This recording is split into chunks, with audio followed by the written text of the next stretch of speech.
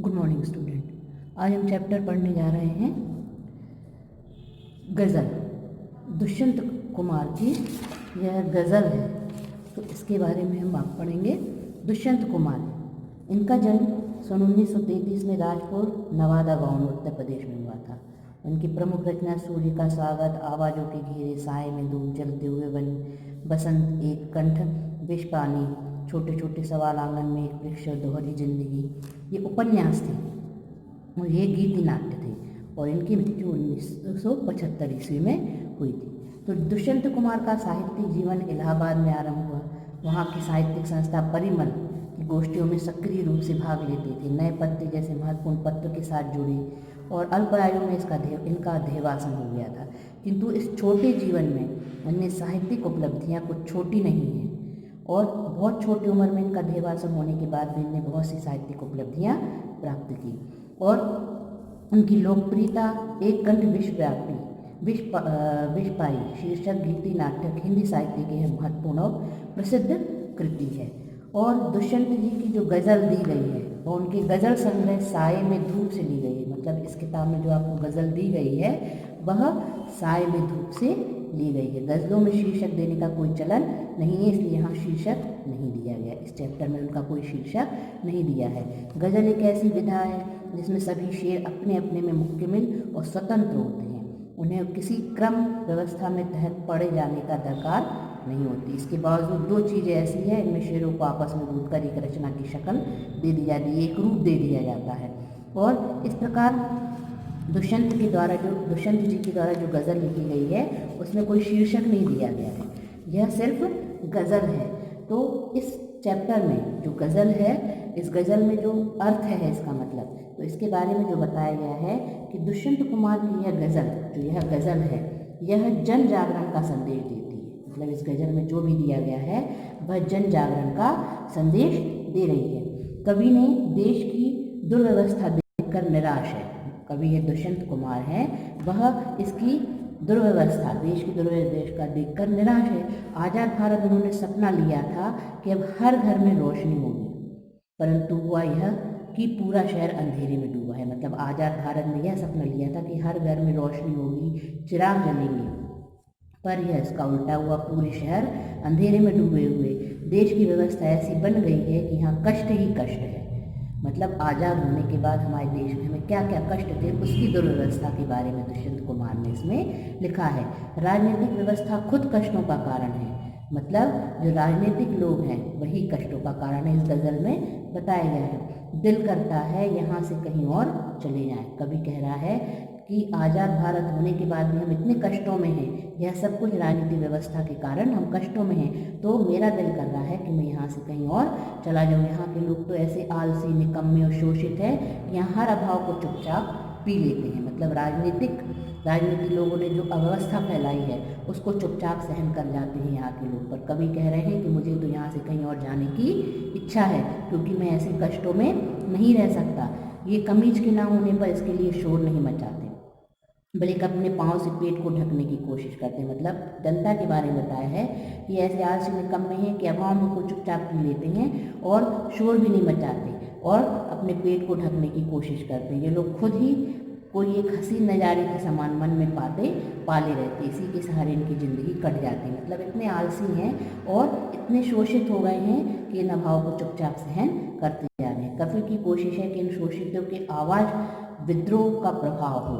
मतलब ये शोषित लोग हैं, अपना आवाज़ उठाएं, विद्रोह करें, जबकि ये शोषित खुद यह मानते हैं कि सत्ताधारी पत्थर कभी पिघल नहीं सकता।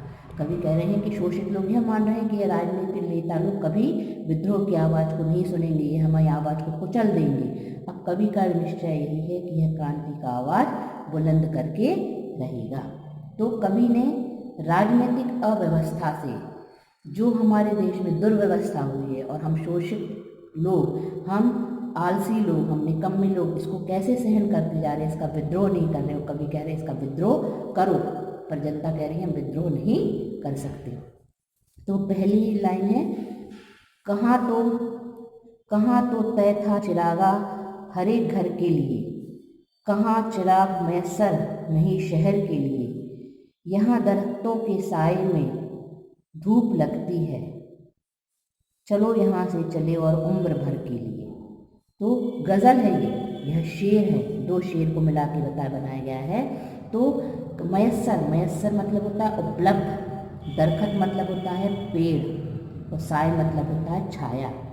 ठीक है, तो साय की धूप में की ये गज़ल इन्होंने यहाँ पर पेश की है। तो इसमें कवि कह रहे हैं कि स्वतंत्र भारत में हमने सपना लिया था, कहाँ तो तय था चिरागा हरेक के घर के लिए। मतलब कवि कह रहे स्वतंत्र भारत में हमने सपना लिया था कि यहाँ हर घर में दीपक जलेंगे, दीपकों की माला जलेगी, अर्थात सबको ढेर सारी खुशियाँ मिलेंगी, बहुत सारा प्यार मिलेगा। किंतु हुआ इसके विपरीत। अब तो पूरे घर के लिए क्या, पूरे शहर के लिए एक दीपक भी नहीं जलाया जा रहा है। कहाँ चिराग मैसर नहीं शहर के लिए, मतलब जो एक चिराग है, एक दीपक है, यह एक शहर के लिए भी नहीं उपलब्ध हो रहा है। सब जगह अंधेरा ही अंधेरा है, सफलता या प्रकाश के नाम पर कुछ भी नहीं है इस शहर में। कवि कहते हैं कि यहाँ तो दरखत ही ऐसी है कि जिसकी छाया में छाँव मिलने की बजाय धूप लगती। दरखत मतलब पेड़, यहाँ के पेड़ ही ऐसे हैं कि यहाँ छाया लगने की अपेक्षा धूप ही लगती है। अर्थात यहाँ की शासन व्यवस्था, शासक भी ऐसा ही है कि उसके आश्रय में रहकर कोई सुख शांति चैन नहीं, बल्कि हमें कष्ट हो रहा है। आज़ादी के बाद नेताओं ने देश के लिए, सुख चैन के लिए कुछ नहीं किया, कवि कह रहे हैं। और अब तो यह मान करता है यह देश छोड़कर कहीं और चले जाए, चले यहाँ से चले और उम्र भर के लिए, मतलब उम्र भर के लिए मैं यहाँ को देश को छोड़कर चला जाऊँ। मालूम यहाँ की शासन व्यवस्था ऐसी हो गई है। दूसरा, ना हो कमीज तो पाँव से पेट ढक लेंगे, ना लोग किसी मुनासिब है सफ़र के लिए, खुदा नहीं है सही आदमी का ख्वाब सही, कोई हंसी नज़ारा तो है नज़र के लिए। ठीक है, तो कवि कह रहे हैं भारत के लोग इतने दीनहीन और दबे कुचले हैं, ना हो कमीज तो पाँव से पेट ढक लेंगे। मतलब भारत के लोग इतने दीनहीन और दबे कुचले हैं कि कभी अभाव को रोना ही नहीं रोकते। मतलब इतना नेता कर रहे हैं, इतना परेशान कर रहे हैं, इतना शोषित कर रहे हैं, पर यहाँ के लोग, भारत के लोग इतने दबे कुचल गए हैं उन नेताओं के लिए कि अपने अभाव का रोना नहीं रोते। उन्हें पहनने के लिए कमी नहीं मिले तो अधिकारों के लिए संघर्ष नहीं करते, वे अपने पाँवों को सिकोड़ कर अपने पेट ढकने की कोशिश करते हैं। मतलब उनमें विरोध की भावना मर चुकी है, मतलब उनके पास कमी नहीं है, पर अपने पाँव को सिकोड़ के अपने पेट को ढक रही है। मतलब अपने देश के शासकों के लिए कुछ नहीं कर रहे हैं, उनका विरोध की भावना मर चुकी है। देश के शासकों के लिए ऐसे उदासीन और संतोषी जीव बहुत ही भले हैं। इन्हीं के कारण शासन सत्ता बड़े आराम से चलती है। ये लोग कितने मुनासिब है इस सफ़र के लिए। ये भारतीय जन खुदा को भी इसलिए मानते हैं, खुदा नहीं ना सही आदमी का ख्वाब सही। यह भारतीय जन खुदा को भी इसलिए मानते हैं ताकि उनके सामने वक्त गुजरने के लिए कोई मनमोहक नज़ारा रहे। खुदा के लिए इसलिए मानते हैं भारतीय लोग कि उनको वक्त गुजारने के लिए आदमी का ख्वाब सही, कोई हसीन नज़ारा तो नज़र के लिए, मतलब कोई मनमोहक नज़ारा तो यहाँ आए। यहाँ के धार्मिक लोगों की भावना भी सच नहीं, यह सब अपने सपनों का संसार है। उनका खुदा पर रंग भर भी विश्वास नहीं है। भारत किसका, लेखक का।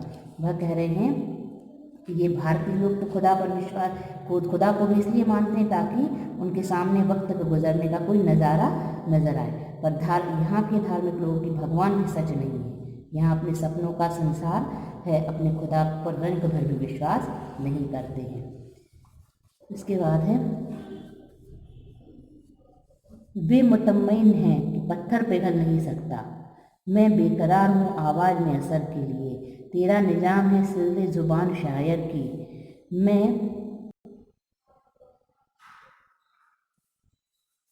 ये तेरा निज़ाम है सिलदे ज़ुबान शायर की, ये एहतियात ज़रूरी है इस बहर के लिए। जिए तो अपने बगीचे में गुलमोहर के तले, मरे तो गैर की गलियों में गुलमोहर के लिए। गुलमोहर एक प्रकार का फूलदार पेड़ का नाम है। जुबान मतलब आवाज़, निज़ाम मतलब शासक, और मुतमईन मतलब इत्मीनान से, विश्वास, विश्वस्त। मुतमईन मतलब विश्वास। तो कवि कह रहे हैं कि समाज का शोषित पीड़ित वर्ग पूरी तरह से विश्वास किए बैठा है। मतलब लेखक का विश्वास है कि समाज का जो शोषित वर्ग, मतलब भारतीय वर्ग, पीड़ित वर्ग पूरी तरह से विश्वास किए बैठा है कि सत्ताधारी लोगों के दिल पत्थर के हैं, उनमें कोई दया, सहानुभूति, कोई संवेदना, कोई अपनापन नहीं है, परंतु मेरा विश्वास है कि आवाज़ में असर हो तो सत्ताधारी भी पिघल जाएंगे। लेखक कह रहे हैं कि उसमें यदि अपने में आवाज़ में मतलब जनता की आवाज़ में असर होगा तो ये सत्ताधारी है, जनता तो सोच रही है पत्थर के हैं, पर यदि हम आवाज़ उठाएंगे तो यह पत्थर के लोग भी क्या हो जाएंगे, पिघल जाएंगे, लेखक का कहना है। इसीलिए मैं दुखियों की आवाज़ों में असर भरने की कोशिश कर रहा हूँ। इसलिए जो लेखक है वह शोषित लोगों, दुखित पीड़ित लोगों की आवाज़ में असर भरने की कोशिश कर रहे हैं कि तुम आवाज़ उठाओ तो यह पत्थर के लोग भी हैं, यह पिघल जाएंगे। सत्ताधारियों की शासन व्यवस्था तभी सुरक्षित रहती है, तेरा निजाम है सिलदे जुबान शायर की।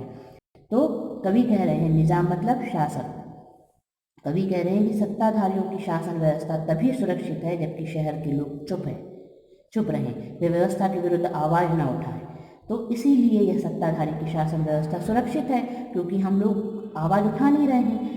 तो मैं ये शायर लोग चुप रहे, व्यवस्था के विरुद्ध आवाज़ ना उठाएं, उनके शासन के लिए सावधानी जरूरी भी है, परंतु दूसरी ओर एहतियात जरूरी है। परंतु दूसरी ओर हमें भी ज़माने में उचित बदलाव लाने के लिए अपनी आवाज़ को बुलंद किए रखना है।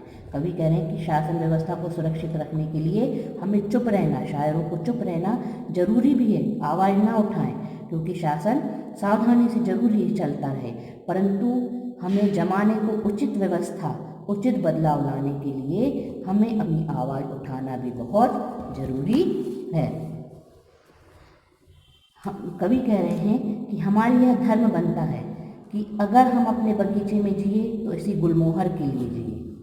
हम यदि अपने इस बगीचे में जिए मतलब भारत में जिए तो इस गुलमोहर के लिए जिए, गुलमोहर के तले जिए, और गैर की गलियों में मरे तो भी गुलमोहर के लिए।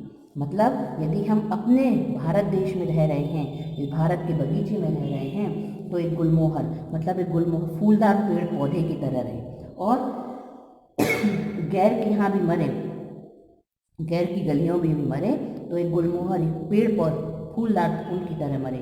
आशय यह है कि समाज कल्याण ही हमारा धर्म है और हम इसी के लिए जिएंगे और इसी के लिए मरेंगे। आप सबको ये समझ में आ गया होगा। Thank you.